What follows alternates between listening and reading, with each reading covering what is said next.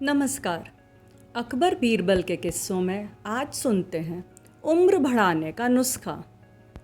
एक दिन तुर्किस्तान के बादशाह ने अकबर की बुद्धि की परीक्षा लेने का विचार किया।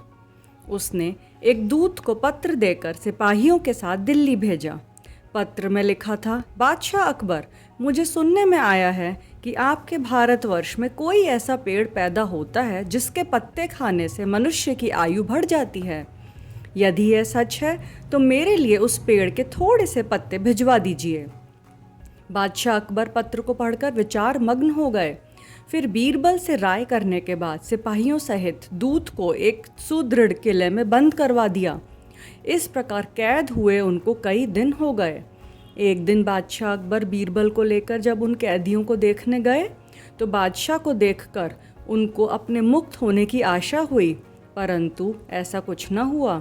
अकबर उनके पास पहुंचकर बोले, तुम्हारा बादशाह जिस वस्तु को चाहता है वह मैं तब तक उसे नहीं दे सकता जब तक कि इस सुदृढ़ किले की एक दो ईंट ढह न जाएं। उसी वक्त तुम लोग आज़ाद हो पाओगे। तुम्हें खाने पीने की कोई तकलीफ नहीं होगी। मैंने उसका उचित प्रबंध करवा रखा है। इतना कहकर बादशाह चले गए, परंतु कैदियों की चिंता और बढ़ गई। वे अपने मुक्त होने के उपाय सोचने लगे। कुछ देर तक वह इसी चिंता में डूबे रहे। अंत में ईश्वर वंदना करने लगे, हे ईश्वर, क्या हम इस बंधन से मुक्त नहीं हो पाएंगे? क्या हमारा जन्म इस किले में बंद रहकर कष्ट भोगने के लिए हुआ था? आप दीनानाथ हैं, आप हम असहायों की सुध लीजिए। जैसे जैसे उन्हें अपने मुक्त होने की आशा कम होती प्रतीत हुई, वैसे वैसे वे नित्य परमेश्वर से उस किले से मुक्ति के लिए प्रार्थना करने लगे। ईश्वर की दयालुता जग जाहिर है। एक दिन बड़ी जोर से भूकंप आया और किले का कुछ भाग धराशायी हो गया। सामने का पर्वत भी टूटकर चकनाचूर हो गया। इस घटना के पश्चात दूत ने बादशाह के पास किला टूटने की सूचना भेजी।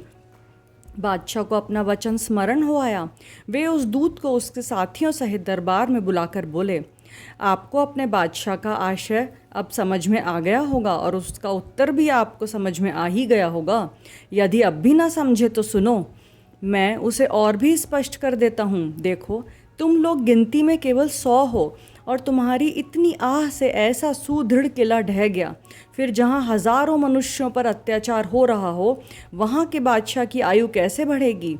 बल्कि दिनों दिन घटती ही चली जाएगी और शीघ्र ही लोगों की आह से उसका पतन हो जाएगा। हमारे राज्य में अत्याचार नहीं होता।